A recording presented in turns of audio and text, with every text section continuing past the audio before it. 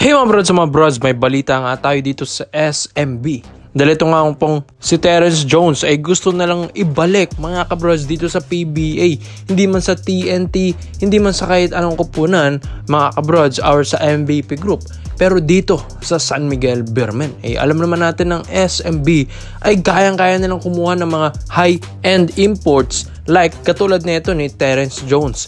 At kasalukuyang naglaro nga siya dito sa Piratas de Quebradillas after niyang mag-Leones de Ponce sa Puerto Rico basketball mga brods. Pero kung makikita nyo sa mga research nyo sa Wikipedia, ni Terrence Jones ay nasa 2023 lang siya.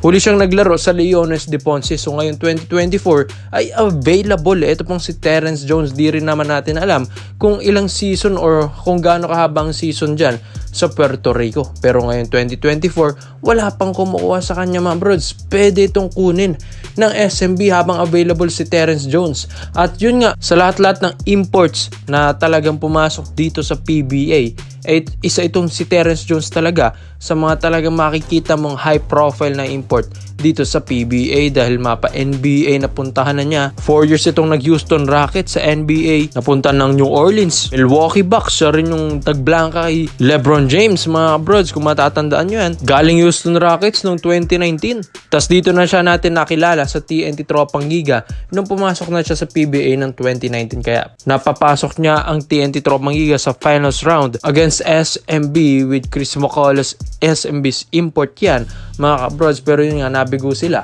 Pero ang tinanghal na best import of the conference that time noong 2019 sa Commissioner's Cup mga kabrods ay ito pong si Terrence Jones. So talagang may napatunayan na si Jones sa PBA. Inaabangan talaga yan. Kaya kailangan ng SMB magpalakas talo dahil gusto nilang bumawi ulit dito sa finals round kung saan na, di ba? Natalo sila ng Meralco Bolts ngayong finals ngayong All-Filipino Cup 2024. Kaya dito na sa pagpasok ng Commissioner's Cup, babawi pa rin ang SMB. Hindi talaga titigil ang SMB mga brods. Lalong-lalo na mga ibang teams dito.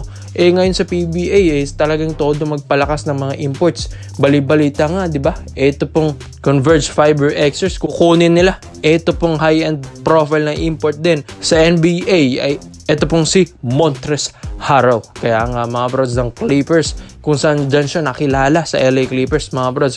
Kaya exciting ating Commissioner's Cup. Kaya ang SMB ngayon ay gustong magpalakas palalo. Which is itong si Terrence Jones, 6'9" ito mga brods, 6'9" to 6'8" din. Ang height din nito mga brods, malaki-laki si Jones at bagay rin ito sa SMB. Dahil ito pong si Jones, di rin naman basta-bastang import ito at malaki ito mga brods. Hindi ito masyadong big man ang laruan. At mas maganda din si SMB, swak sa kanyang laro. Dahil ang SMB ay hindi na kailangan ng malaki-laki or big man ang laruan dahil nandiyan na si Junmar Faldo. Kailangan lang ng SMB scorer na import which is itong si Jones. Hindi rin naman ito tatanghaling best import of the conference noong 2019 nang wala lang. Kung saan talagang isa siya sa talagang high scorer dito sa PBA mga brods that time noong 2019 sa TNT Tropang Giga. Medyo may mga bad issue nga lang siya. Medyo yun nga, maangas siya mga bros. Kaya ang dami yung nakakaaway, di ba? Si Aaron Santos, Calvin Nabueva, yung issue at ang mga bakbakan nila dyan. Well, gano'n talaga Siyempre, init ng basketball, physical itong si Jones at gusto lang din naman yan talagang manalo. So, how much more kung sa SMB niya ito gagawin at mas malakas na SMB na yung mahahawakan ni Terrence Jones. So, malakas na kasi ito mga bros. Kaabang-abang ito.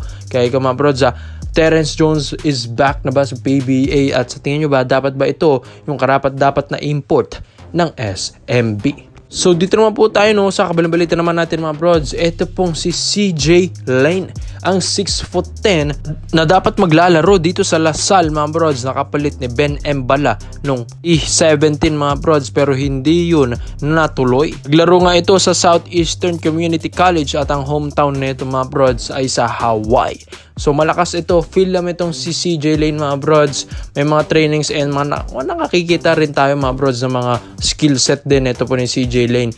Hindi man ganun ka ganda yung kanyang profile mga kabrods, yung kanyang scouting report dahil wala rin tayo makita kung naglaro rin ba siya sa pro or kung meron man paki-comment na lang sa section or sa comment section dyan mga kabrods. Dahil ito pong si CJ Lane, ay self-improvement ang ginagawa na ito mga brods. Talagang sumasali ng mga pick-up games sa US at dun siya nagpapalakas lalo mga brods. At lalong-lalo na ay official na nga siyang nakalista sa atin sa mga papasok sa atin sa PBA ngayon 2024. So ang laki na ito mga brods, 6'10", at yun nga kasing laki ni Junmar Fajardo. 28 years old, hindi man ganun kaganda yung profile dahil syempre normal lang yan yung mga rookies na papasok. Di ba? Karamihan nga ng mga rookies sa NBA ay dun pa lang sila magpo-pro. So ito pong si CJ Lane hindi man nag-pro, or if ever mang hindi man nag-pro ito, ay dito na yan magpo-pro sa PBA. So lalakas siya lalo. At hindi rin naman ganun kalambot ito pong player na ito, kung saan medyo matigas-tigas din kung maglaro. Ito pong si CJ Lane. May shooting din, parang nagiging modern bigs na talaga tayo, di ba mga brods? May shooting na yung mga big man natin na papasok sa PBA, at isa na rin itong si CJ Lane. Tapos ayos din mga brods, medyo mabilis-bilis din at flexible din kung gumalaw. Ito pong si CJ Lane, hindi naman siya yung import or mga sentro na 6'10" na medyo mabagal kung gumalaw. At dito na nga mga brods sa mga pagpasok ng mga big man sa PBA.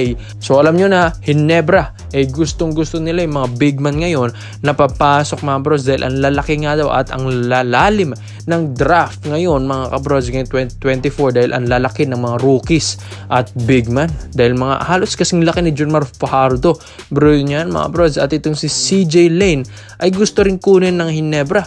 So syempre natalo ang Ginebra ngayong season, ngayong All Filipino Cup mga brods. Tapos mga past few seasons ng Ginebra hindi rin ganun kaayos mga kabrods. Dahil yun nga yung weakness ng Ginebra ay sentro or big man talaga. Si Slaughter nga kinokontak din, pero yun nga ayaw na rin talaga ni Greg na bumalik dito sa PBA mga bros. Di rin natin alam kung mapipilit nila yun. Kaya dito sila kumukuha ngayon sa mga rookies.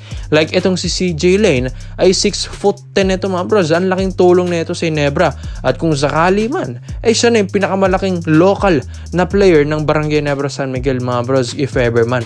At saktong-saktong Ginebra kailangan ng big man dahil ang import or Commissioner's Cup natin walang height limit. Si Montres Harrell nga kukunin pa nga ng Converge Fiber Extras, ang lakas-takas niyan. Pero nandyan naman si Justin Brownlee na 6'6" or 6'7" ng height. So kailangan ng Ginebra ay isang big man talaga na local. So tamang-tama, mga rookies ngayon ang lalaki, kaya gusto nila. Ito pong si CJ Lane din mga kabrods. Malaki-laki rin ang katawan din na ito mga brods. Medyo brusco rin itong si Lane na, kaya aabangan natin ito. Di rin naman ito isasali or i-scout ng Lasal nang wala lang. Pero Ben Embala pa yung kanyang kapalitan sana sa Lasal dyan, pero hindi rin naman natuloy yun mga kabrod. So malakas-takas kahit papano ito pong si CJ Lane. At kung makikita nyo rin sa mga highlights niya sa mga social media accounts niya, ay talagang ready na rin kung maglaro ito mga kabrod sa pro. Dahil syempre 28 years old, dami na rin napagdaanan na ito ng mga kahit anong liga dyan sa US. Kaya komento mo lang ang opinion mo dito mga brods. Barangay Ginebra ba? Mas kailangan na ba nila ng big man ngayong rookie draft? At si CJ Lane na ba yun? Salamat po sa panonood mga brods. This is Overrated Highlight yun lang. I'm out.